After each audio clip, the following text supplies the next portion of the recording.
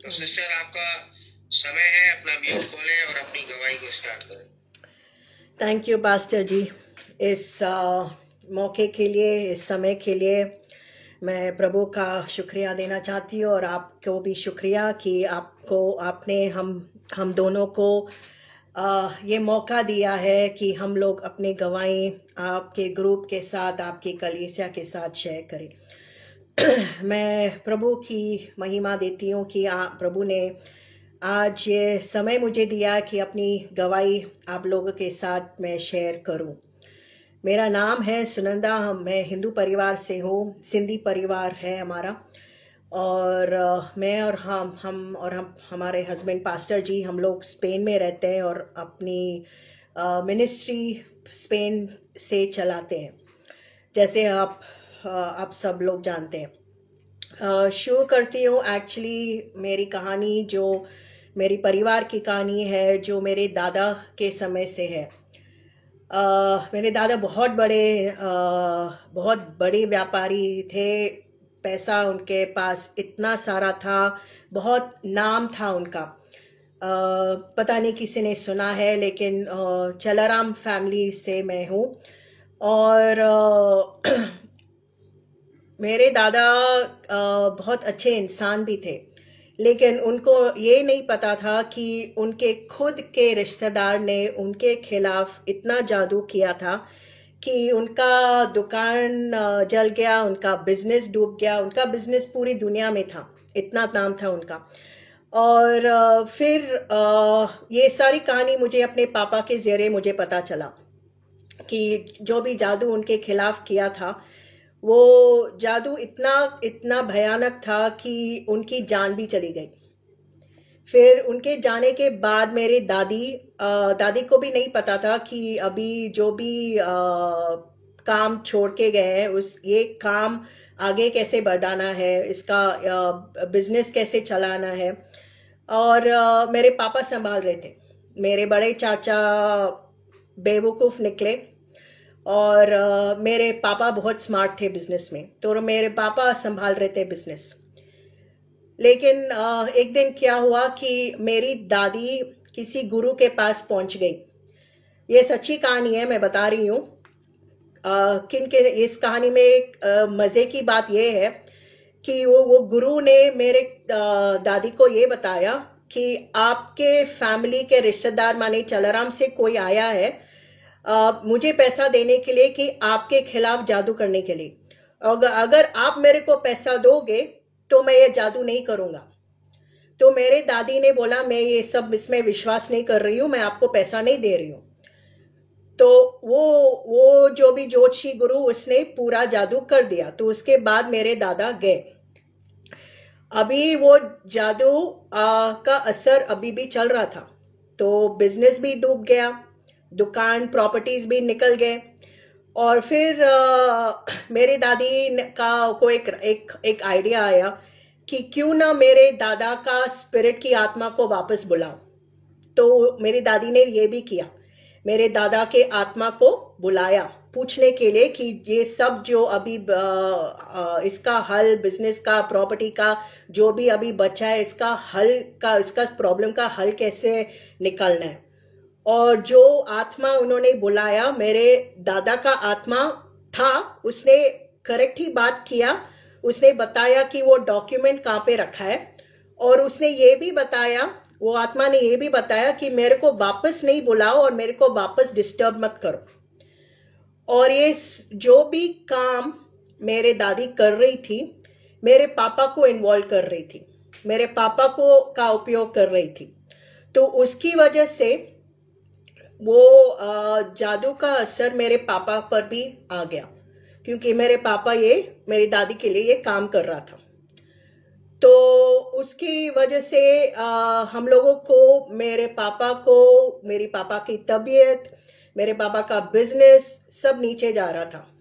फिर पापा ने डिसाइड किया, चलो ये फैमिली बिजनेस से निकल के खुद का करें। वो खुद का बिजनेस, वो विदेश बहुत घूमे, उनका खुद का बिजनेस बहुत आगे चल रहा था।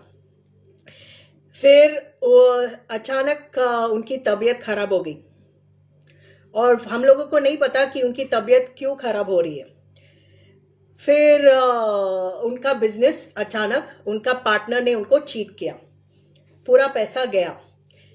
फिर हम लोगों ने सोचा, अभी हम लोग छोटे थे तो हम लोगों को नहीं पता कि ये जादू टोना का असर है और ये जो भी श्राप का असर है जो पापा के ऊपर अभी आ रहा है। फिर पापा ने डिसाइड किया, ठीक है बिजनेस को बंद करो, सबको बंद करो। वो घर में बैठ गए, ज्यादा शराब पीने लगे, डिप्रेशन में आ गए। और फिर मम्मी और हम ने डिसाइड किया, चलो हम लोग जाके पूछते ज्योतिषी से कि ये क्या हो रहा है। फिर जिस ज्योतिषी के पास हम जाते थे वो हर एक ही जवाब देता था, तेरे चाचा ने तेरे पापा के ऊपर किया है।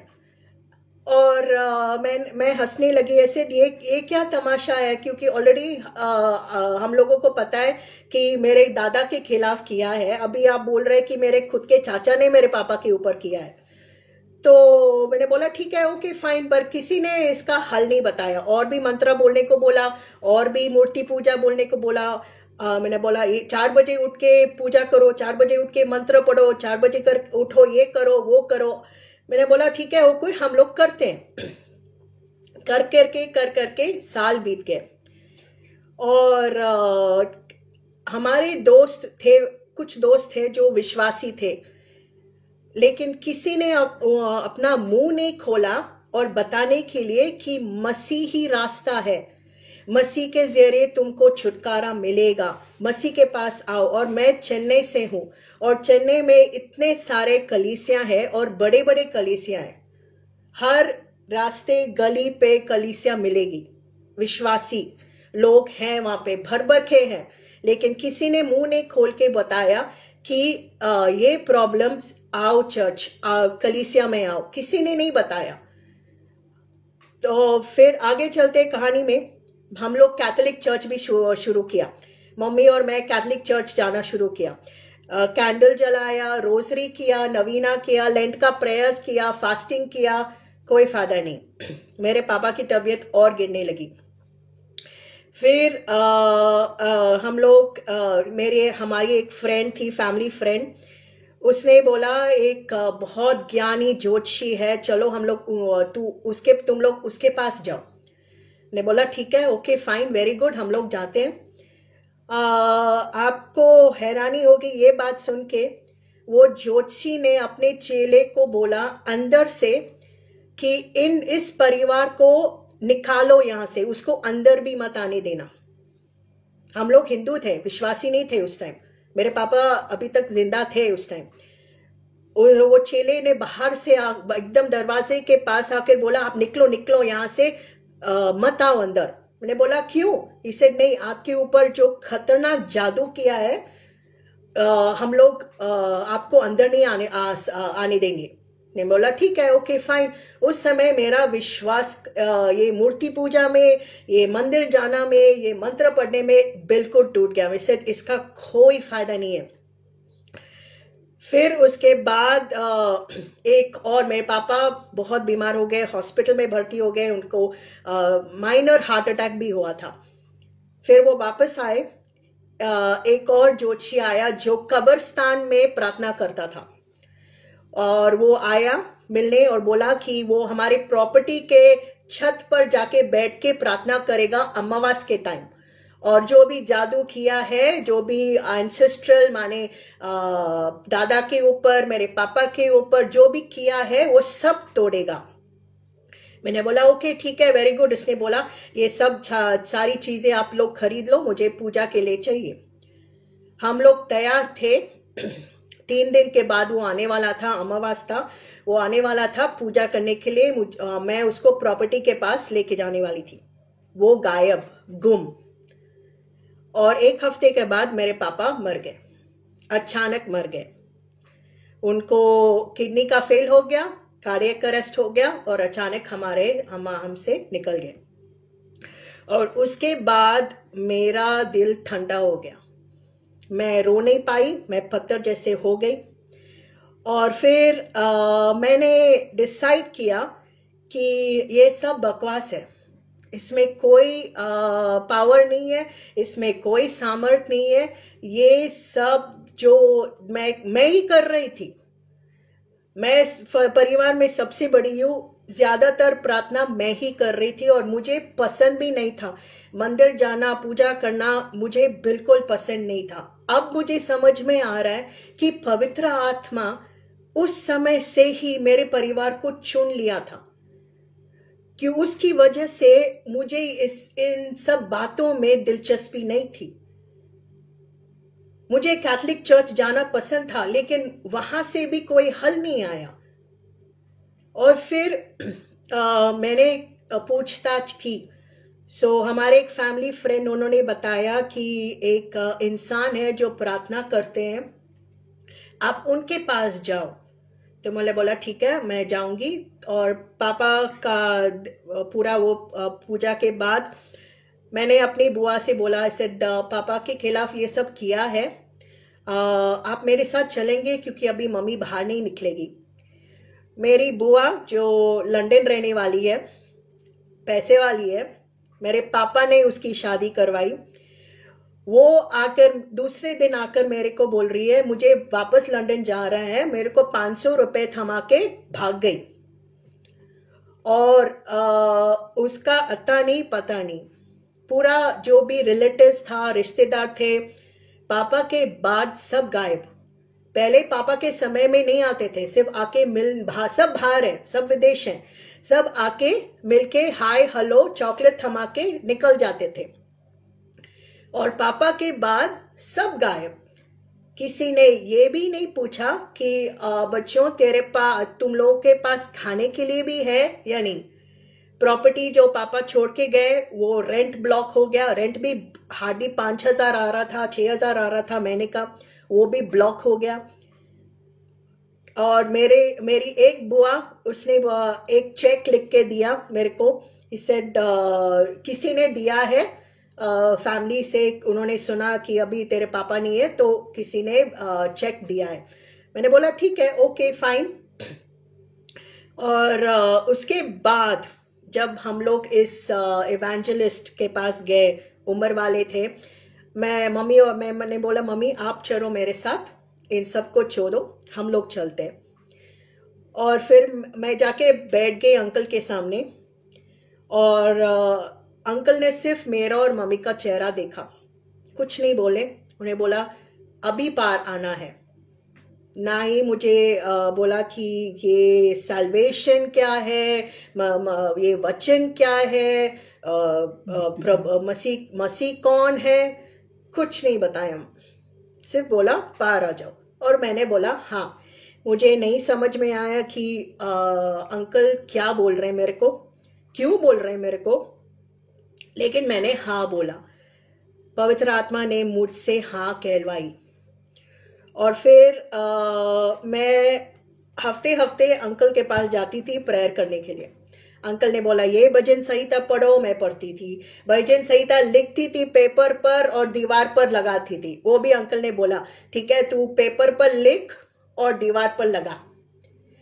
और फिर एक दूसरा प्रार्थना करने वाला आया, उसने भी बोला तू एक चिट्ठी पे लिख भजन संहिता, ये वचन, और प्रॉपर्टी में जाके फेंक।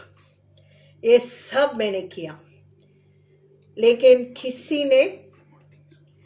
किसी ने मेरे को ये नहीं बताया कि वचन पढ़ो, वचन के साथ प्रार्थना करो। पेपर पर लिखने से इसका कोई असर नहीं होगा।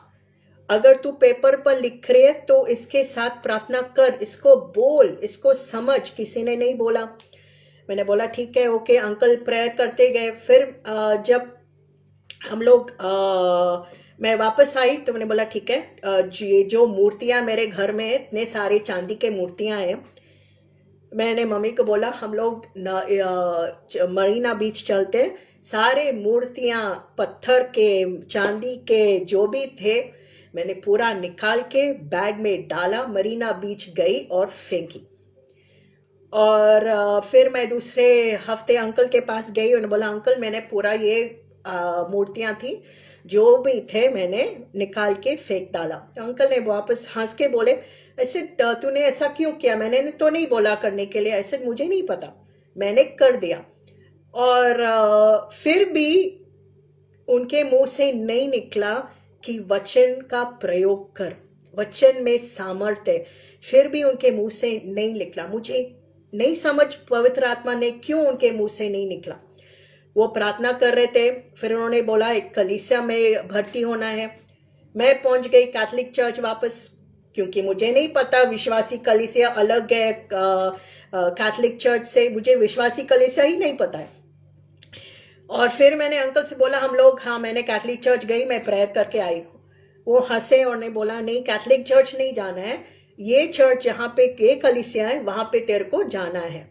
मैं गई और चर्च में, मैं तमिल चर्च था तो मुझे तमिल बात करना आता है, लेकिन तमिल बाइबल तमिल कितना मुझे समझ में नहीं आ रहा था। और फिर मुझे अपने फैमिली को भी लेके आना था। मैं अपने फैमिली को कैसे बताऊं कि हम लोग अभी मसीह में आ रहे, क्रिश्चियंस चर्च जाएंगे।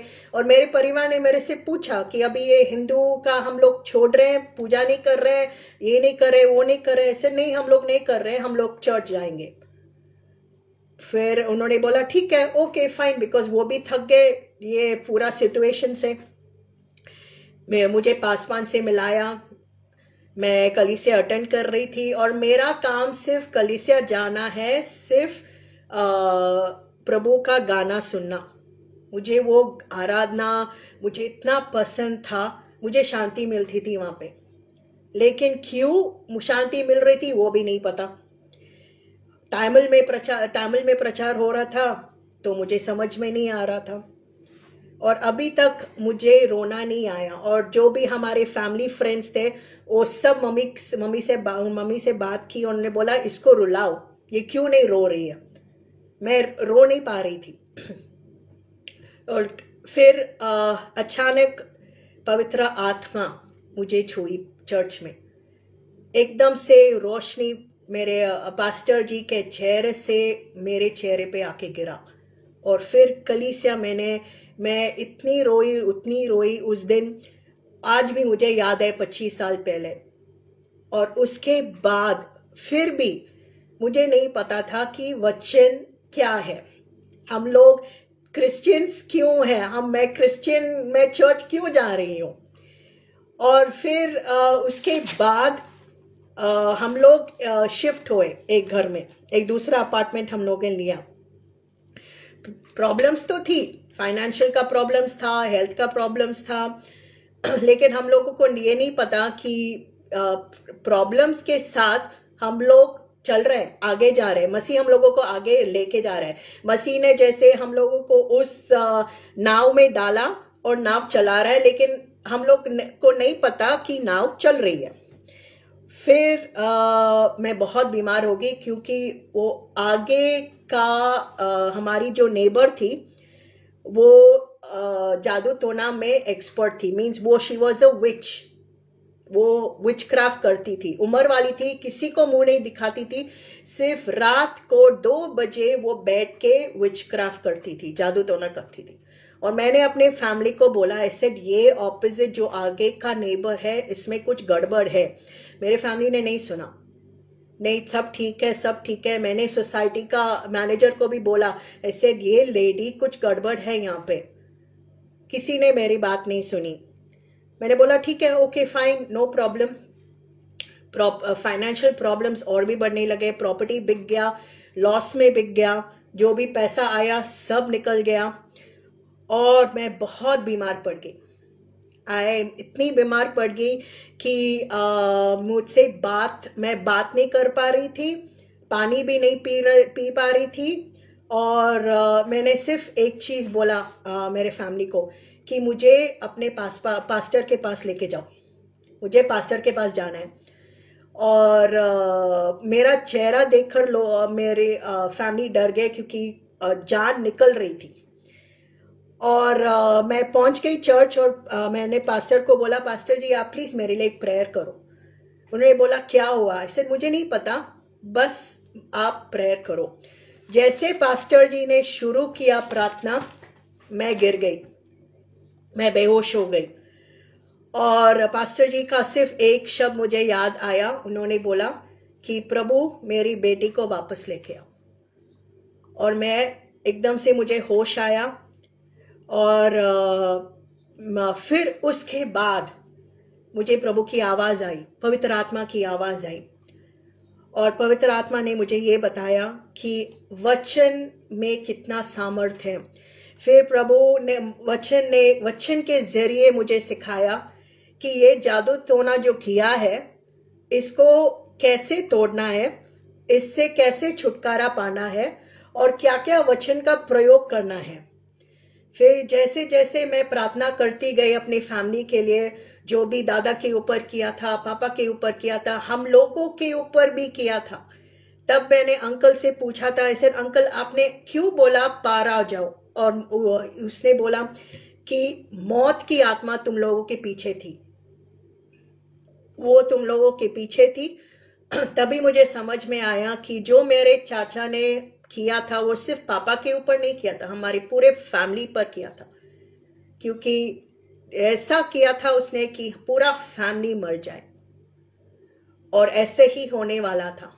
लेकिन प्रभु की कृपा, प्रभु की अनुग्रह से हम लोग, मैं और मेरे भाई बहन और मेरी माँ बच गए। मेरे पापा तो चले गए, लेकिन हम लोग बच गए। प्रभु ने हम लोगों को बचाया, वो मौत के मुंह से निकाला। हम लोग जो प्रभु में आए थे, लेकिन वो जो जादू किया था, जो श्राप दिया था, वो सब नहीं टूटा था, क्योंकि हम लोगों ने वचन के साथ प्रार्थना नहीं की थी। प्रभु में आना अलग है, प्रभु में रहना भी अलग है, लेकिन प्रभु के साथ एक होना मीन्स उसके वचन के साथ एक होना है। वो हम लोगों को किसी ने नहीं सिखाया, वो पवित्र आत्मा ने मेरे को सिखाया। और ये बोझ पवित्र आत्मा ने मेरे ऊपर डाला कि तू इस वचन के साथ तू पढ़, जो जैसा तू पढ़ेगी तू समझेगी, और जैसा तू समझेगी तू प्रार्थना करेगी। और जैसे मैंने पवित्र आत्मा के साथ प्रार्थना किया और वचन के साथ प्रार्थना किया, तब मेरा पूरा फैमिली को छुटकारा मिला। प्रॉपर्टी का 21 साल का प्रॉब्लम जो कोर्ट केस चल रहा था, वो भी हल हो गया। और जो भी किसी ने ना बोला था कि हम लोग पैसा नहीं देंगे, वो उन्होंने हाँ बोला भी, प्लीज अपने पैसा आके अपना पैसा ले जाओ। ऐसा प्रभु ने पूरा शैतान का काम उल्टा करके हम लोगों को छुटकारा दिया। और फिर प्रभु ने बोला, अभी तेरे को मसीह में मेरे लिए काम करना है। तो प्रभु ने, मसीह ने बहुत सारे दरवाजा खोला और उनका काम करने के लिए, और जहां पे लेके गए वो सारे फैमिलीज जादू टोना से झटके हुए थे। और प्रभु ने बहुत बहुत प्यार से उनके वचन के जरिए प्रभु ने उन सारे परिवार, चेन्नई में सारे परिवार को छुटकारा दिया। कि ऐसा नहीं है कि हाँ प्रभु के बच्चे विश्वासी हैं और जादू टोना नहीं होएगा। प्रभु ने ये कहा कि हम लोगों को इस पर अधिकार है। मैंने ऐसे परिवार के साथ मैंने प्रार्थना की है जो मसीह में है 30 साल 40 साल और जादू टोना से झगड़े हुए, और प्रभु ने उनको छुटकारा दिया, एक साथ छुटकारा दिया है। और अभी ये सारे परिवार इतने खुश है। जो भी आशीष उनका जो ब्लॉक था, प्रभु ने उनको वो आशीष लौटा दिया है। और फिर प्रभु ने मुझे बॉम्बे लेके आए। तो यही है मेरी एक छोटी सी गवाही। बड़ी है, लेकिन मैंने बोला छोटी करती हूँ। और पास्टर जी ने ये भी बोला था कि पास्टर जी टाइम है, आगे का कुछ बोलना है कि हम लोग कैसे मिले? 5 मिनट है। ओके, ठीक है, थैंक यू। मेन टॉपिक पे आओ। मेन टॉपिक कौन सा मेन टॉपिक? हम दोनों कैसे मिले? स्पेन कैसे पहुंच गए? हाँ, वही तो बोल रही हूँ। ओके, फिर प्रभु मुझे बॉम्बे लेके आए, और मुंबई से प्रभु ने मुझे एक चीज बताया कि यहाँ से तेरी शादी होगी, तू निकलेगी स्पेन। मुझे ये नहीं पता था कि कैसे होने वाला है, लेकिन जब मैं बॉम्बे में थी, मैं डिप्रेशन में चली गई, क्योंकि प्रभु का काम जो मुझे करना था बॉम्बे में मैं नहीं कर पा रही थी। और फिर प्रभु की आवाज आई मुझको कि इस वेबसाइट शादी.com पे जा, यहाँ पे एक ही इंसान है और वो तेरा पति है। मैंने बोला ठीक है, ओके फाइन। मैंने मजाक समझा, लेकिन एक्चुअली प्रभु की आवाज ही थी, पवित्र आत्मा की आवाज ही थी। मैं पहुंच गई वो वेबसाइट, मैंने जांच की वो वेबसाइट, और मैंने ढूंढा, और पास्टर जी मेरे हस्बैंड ही निकले। एक ही प्रोफाइल था, और वो ही निकले। फिर पवित्र आत्मा ने मुझे उनका इंफॉर्मेशन दिया प्रार्थना के जरिए, और फिर मैंने उनको कांटेक्ट भी किया। और पास्टर जी ने मुझसे पूछा कि तेरे को मेरा इंफॉर्मेशन कहाँ से मिला। मैंने तू फेसबुक पे है, ये यहाँ पे है, वहाँ पे ऐसे नहीं, मैं ये सब चीज़ नहीं मानती हूँ। प्रभु मसीह ने मेरे को आपके बारे में बताया है। फिर हम लिखते गए ईमेल के जरिए 1 साल तक। और फिर मैंने पास्टर जी से पूछा, आई सेड आप प्लीज आप प्रार्थना करके मेरे को बताओ, क्योंकि मुझे पता है कि प्रभु ने आपको चुना है मेरे हस्बैंड के लिए। आप प्लीज प्रार्थना करके मेरे को बताओ कि आपको हाँ या ना मिल रही है। और फिर उन्होंने बोला चलो बात करते हैं, तो उन्होंने बात की मुझसे, और पहले फोन कॉल में उन्होंने डिसाइड किया हम लोग शादी कर रहे हैं। और इनके पास पैसा नहीं था, और मेरा बैंक अकाउंट भी खाली, और हम दोनों ने डिसाइड किया हम लोग शादी करेंगे। फिर प्रभु ने ऐसा रास्ता बनाया, उनके बहन के जरिए उनको फ्लाइट का टिकट दिलवाया, पैसा दिलवाया। मेरे मामा जो यहाँ पे स्पेन में इंडियन एम्बेसी में एम्बेसडर है, उनको कॉल किया, और उन्होंने भी बोला कि महेश को बोलो मेरे को कॉल करे, और उनका वीज़ा हो जाएगा, क्योंकि वीज़ा के लिए बैंक बैलेंस चाहिए। वो भी हो गया, और ये पास्टर जी पहुंच गए मुंबई। हम लोग ने शादी तो की, और फिर एक समय था ठहरने के लिए, और प्रभु ने बोला ठहरो 3 महीने। मैंने बोला ठीक है। वो 3 महीने प्रभु ने बोला अभी थोड़ा और टाइम लगेगा, क्योंकि बहुत सारे लोग यहाँ पे स्पेन में, बहुत लोगों ने बहुत गलत बोला, और मेरे को भी बॉम्बे में बहुत सारे लोग जो मेरे मिनिस्ट्री से कनेक्टेड है, बहुत सारे लोग ने बहुत बहुत गलत बोला कि ये आदमी ने चीट करके चला गया। मैंने बोला ये चीट नहीं हुआ है, प्रभु करेगा और जरूर करेगा। और मैंने पास्टर से बोला था, उन्होंने बोला मैं जॉब ढूंढूंगा क्योंकि तुमको लेके आने के लिए। मैंने बोला आप ढूंढो, लेकिन मेरा ये विश्वास है जो मुझे प्रभु ने बताया है, आपको मिनिस्ट्री में ही होना है। आपके ऊपर प्रभु का अभिषेक है पासबान का, और आपको सिर्फ प्रभु का काम करना है। ये मेरा विश्वास है, क्योंकि प्रभु ने मेरे को ऑलरेडी बोल के रखा है। लेकिन आप ढूंढो। और प्रभु ने ऐसा किया चमत्कार कि उनको एक जॉब भी मिला, और 1 महीने के लिए जॉब मिला। उनको जॉब से निकाल दिया गया 2 हफ्ते में, और वहां पे उन कलीसिया में उनको पासबान का काम मिला, प्रभु का काम करने के लिए। और वो ही कलीसिया के जरिए हमको सपोर्ट मिला, ताकि मेरा पेपर्स, मेरा डॉक्यूमेंट्स, मेरा वीजा हो जाए और मैं स्पेन आ जाऊं। तो ये है। और लेकिन उसके लिए 2 साल लगे। मैं बॉम्बे में 2 साल के लिए थी। तो प्रभु का हाथ था, पूरा हाथ था, और अभी भी प्रभु का हाथ है हमारे लिए, हमारे ऊपर, और आगे भी प्रभु का हाथ होगा। हाँ, और एक और चीज मुझे ध्यान में आ रहा है।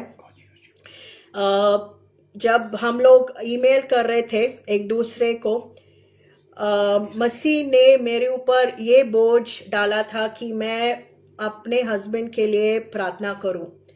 उन्होंने बोला कि तू प्रार्थना कर, और क्योंकि इनके ऊपर भी इनके फैमिली ने जादू किया था, तो प्रभु के वचन के जरिए मेरे हस्बैंड को भी छुटकारा मिला, और प्रभु के काम के लिए उनको भी इस्तेमाल प्रभु ने किया। आमीन। मैं प्रभु का शुक्रिया देना चाहती हूँ कि आज इस गवाही के लिए प्रभु ने मुझे ये मौका दिया है। पास्टर जी, आपको बहुत बहुत